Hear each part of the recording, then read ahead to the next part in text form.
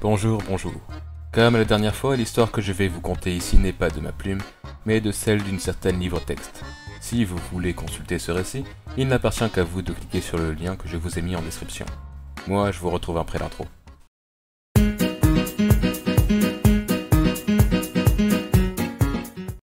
Caen. Il pleut comme la plupart du temps dans cette région. Sonia aime cette pluie fine qui inonde le sol. Alors qu'elle erre dans les rues de la ville, elle passe devant le Monoprix bondé de gens qui cherchent à s'abriter du mauvais temps. La jeune femme se dirige vers le quai de Juillet. Le vent et la pluie s'abattent sur le fleuve. L'Orne est seule et abandonnée. Sonia est très proche de l'eau, son bruit est relaxant. Les yeux fermés, elle écoute. La pluie chante. Le fleuve qui s'écoule l'accompagne. Ensemble, ils forment un son mélodieux. Soudainement, comme une fausse note, elle perçoit un changement. Cela chamboule le déroulement naturel des choses. Lorsqu'elle ouvre les yeux, elle cherche à distinguer l'anomalie. Au travers du rideau de pluie, elle discerne un homme nager, à contre-courant.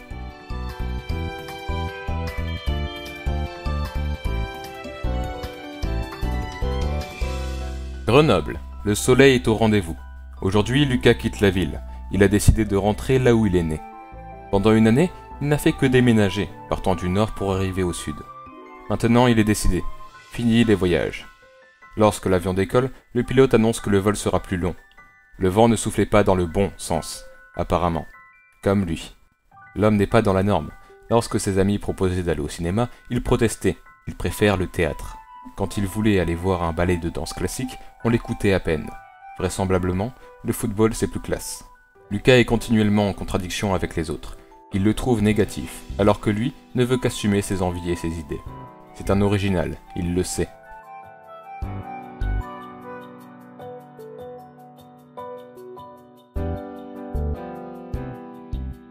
L'avion se pose. Avec sa valise, Lucas parcourt les rues de Caen. Encore une fois sous la pluie. C'est bien une chose qui ne lui avait pas manqué. Dans le sud, le soleil le mettait de bonne humeur et la température était bien plus agréable. N'ayant rien à faire pour le moment, il réfléchit à sa vie. Il a l'impression de se comporter comme les saumons, toujours à parcourir sa vie à contre-courant pour revenir au point de départ, au lieu de sa naissance. Sans se rendre compte, il s'est dirigé vers l'Orne. Il ne sait pas vraiment pourquoi, il continue à marcher sous la pluie. Peut-être parce que les gens normaux ne le font pas. Les gens dans la norme ne vont pas nager dans un fleuve, sous une pluie battante, pense le jeune homme. Sonia sursaute. Pourquoi cette personne risque-t-elle ainsi sa vie ? Hé ! Hurle-t-elle pour attirer son attention. Sortez de ce fleuve ! Miraculeusement, la personne semble l'avoir entendu malgré l'orage.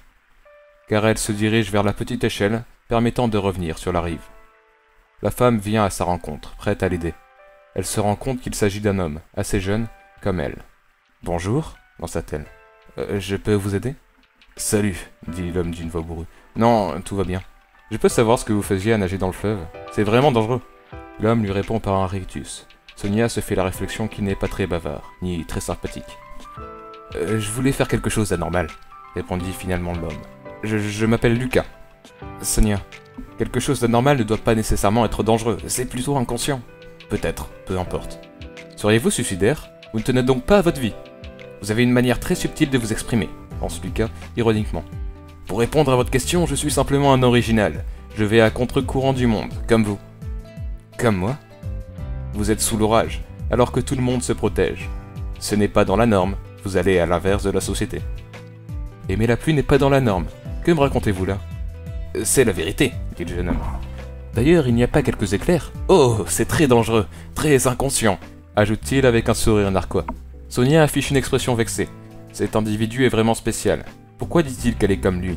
Elle ne fait que vivre sa vie. Elle ne cherche pas à être différente.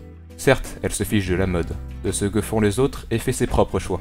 Mais elle n'est pas une originale, pour autant. Si vous le souhaitez, reprend Sonia, vous pouvez penser que je suis à contre-courant de la société ou de la norme. Mais ne dites pas que je suis comme vous. Je n'essaie pas d'être à l'écart des autres, de faire les choses différemment comme vous aujourd'hui. Ce n'est pas mon but. Lucas est bouche bée. Est-ce vraiment ce qu'il a fait ? À force d'être mis à l'écart des autres, a-t-il fini par se comporter différemment de son plein gré ? Je ne sais pas quoi dire, répond-il bouleversé.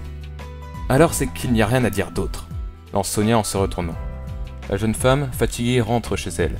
Elle disparaît si silencieusement, comme un fantôme, que Lucas se demande s'il ne l'a pas rêvé.